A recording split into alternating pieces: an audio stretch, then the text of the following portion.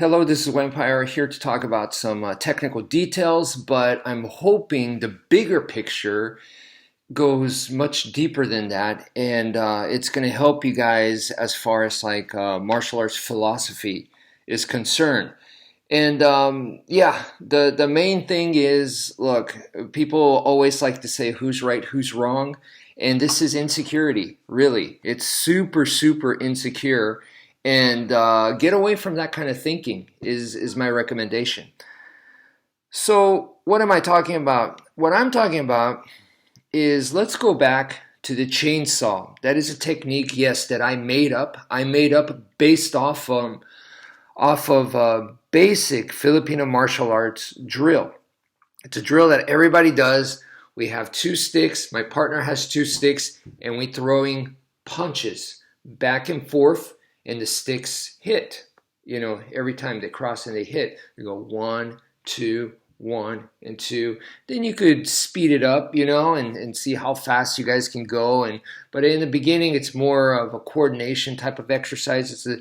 It's almost like a warm-up exercise because it's so basic, so simple. But I thought to myself, this is not just an exercise. It would be a waste to just use it that way. This is an actual technique. And that's where I was like, I made it into the chainsaw, which is you're rapidly throwing punches to close the distance and or to just enter. And we see that in MMA to this day.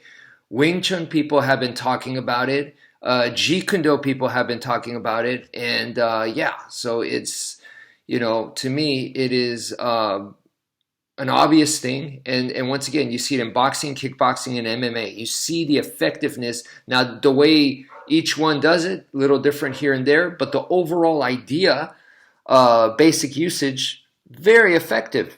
It's just rapid fire punching and you're charging in. Okay, so at that point, from a Filipino martial arts background, when I was doing that, and then I was testing it out, not only with just sticks, also knives and stuff, and I'm going, you know, obviously as fast as I can. There were some things that I noticed that I was like, okay, it's needs to be different from the way it's the chain punch is done in Wing Chun, and then also the straight blast is done in Jeet Kune Do. And yeah, so that's how I came up with the chainsaw, because it is different. Now, that being said, you know, because it just seemed silly for me to go, okay, when I empty hand punch my opponent, then I could do it the Jeet Kune Do way. And then when I use weapons, then I could do it the Escrima way. It just seems silly to me. So because from the Escrima Kali Arnis, the way that it was taught to me specifically was one system for everything. You know, various weapons, empty hand, multiple opponents, or one-on-one, or whatever. It was one system that we're using. So that's why the base system, the DNA, needs to be the same. And that makes sense from a military combative type of point of view where, you know, you want it efficient.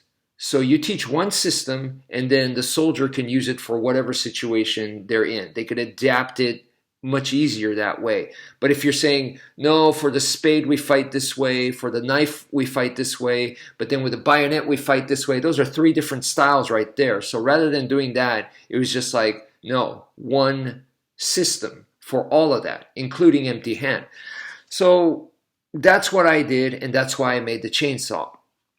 And when going back to the drill, and I keep going back to this super basic drill, and when we're doing it, when we're throwing our shots this way, you know, we use the body shifting, and that's our source of power. So when you're doing body shifting, and then if you cross train in boxing, you'll instantly realize that the power comes from the legs. We're putting in the hip, and then we're putting in the shoulder. So it's turning of the hip, and then the shoulder also as well. And so that's the main source of power when you're putting that in. Now, when you start going faster with the sticks, another thing I realized was you can't keep up doing it that way, so then it's just all arms. And I see a lot of people that, maybe they don't properly do the body shifting, so they don't learn the proper body mechanics, and they're just doing arms. And that's one of the problems I do see in Filipino martial arts, where people, like with the knife, they think they're really cool and they're going real fast and it's all arms. And then I question whether they could put the body in or not. And if you've been doing the proper body mechanic training, where you exaggerate the movement, and that's why I tell you guys, start with power, exaggerate the movements, make the movements huge. When you go smaller, elements of that is put in. So even though you might be doing mostly arm, the body's still kind of connected, and you're able to put in a lot more power than if you were just doing 100% arms. Or what I'm trying to say is, compared to someone who has never really done the body work, even if you're doing just arms, because you've done the body work, your arms it's more power that way. So that's something that has to be experienced. You have to feel that to know what I'm talking about there. But I see it in my students, and my students also tell me, they're like, you hit a lot harder than your size. And that's where that comes from. So anyway, at the end of the day, I use both. I use the turn, so using the body as the base, and using, so this, in this case, using the hips and the shoulders and the base coming from the legs. This is very similar to boxing. So the body shifting idea with Escrima, very similar to boxing. It goes, to me, meshes well together, very well, okay? But like I said, there are times where we doing less of that and more so just arms. And you see that in boxing as well, where, sometimes you just don't have the time. So you're not going to be putting the full body into it. And it's just more, and sometimes those smaller shots are the ones that could really knock a person out, because it's not necessarily the big shot. So that's already been shown and proven in boxing, that if it's right on the button, boom, they can go down. But anyway, so what I want to get into here is your source of power. So right now I'm talking about body shifting, and I said that it's similar to boxing, but the other thing is the snapping, okay? And this not necessarily comes from Bruce Lee, okay? Maybe for me, where I first heard about snapping could have been from Bruce Lee. I don't know. I don't remember. Or it could have been from a Korean martial art. But snapping, for me, when it really took place, where I was like, oh, I really starting to feel it. One of the times was when you go to weapons. So when you go to weapons and you're using the weight of the weapon, boom, like that, rather than using my whole arm to pull and cut down, let's say a knife, and then I have a knife that's, more like a kukri, let's say, where the weight is forward, and, and you're dropping the knife, that's your snap cut right there. So that's the same idea with punching. So it is a real thing, is what I want to say. Now, some boxers snap, and others is more where they're using, the body motion like so, and others combine it. I went to a boxing gym long time ago in San Antonio, and it was a pro gym, and it was definitely not one of those, how do you call it, a business where they're trying to make money and they're trying to bring in a lot of people and, yeah, come on, boxercise with us. It was the opposite of that. It was pretty much like, if you're not serious, get the hell out. If you're not thinking about competing, then get the hell out. We want future champions here. So it was a hardcore gym, pro gym. And there I remember seeing one guy, like, you see everyone working out and, they're working the bags, the focus mitts and all that. And there was a famous boxer there too. But then I saw this one guy, I don't know who he was. He came in, he wasn't the biggest guy there. He wasn't the smallest. He was like, medium, jacked, ripped. And that guy punched with all snapping. It was just wrist turn. And the bag, the way that I saw it, the bag looked like it exploded each time. And I was like, holy crap, that guy's on another level. I'll never forget that. So I just want to say, snapping is a real thing. It's not something that Bruce Lee just made up.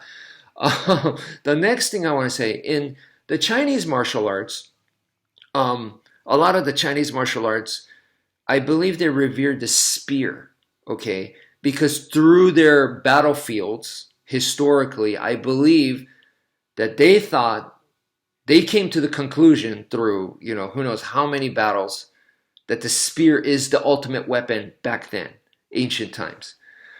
And the spear super revered. And that leaks into the martial arts. They're hand-to-hand fighting as well.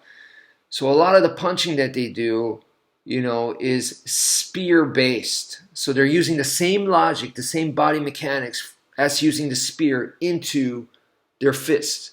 So when they punch that way, super effective, just like using the spear. And I believe that's why in Wing Chun they cross-train with like the pole. The pole is what? The training weapon version of a spear. Now in boxing, I'm not saying that they don't hit that way, because I believe some do, but I believe there's also the school of thought, and this probably also exists in the Chinese martial arts as well, and in martial arts all over, is where you're hitting more like a spear, right? Where you have to have a solid structure and a base and all that. It's physics. But there's also another way of punching where it's projectile based. Your fist is a projectile. So you're throwing it at the guy. Boom. It's like you're launching it. And that's more snappy, like what I saw. So those are, to me, two different ways of punching. I don't think that either one is wrong. They're just different weapons. So, if you only have one perspective and you're saying that the other one's wrong, I believe you're missing out, And that's why you shouldn't have that right or wrong perspective. Just develop your stuff. And if you don't know what the other people are doing, man, you shouldn't be talking about it, because it makes you look really dumb and insecure, in my opinion. So that's it for now. Thank you for viewing, and take care, folks.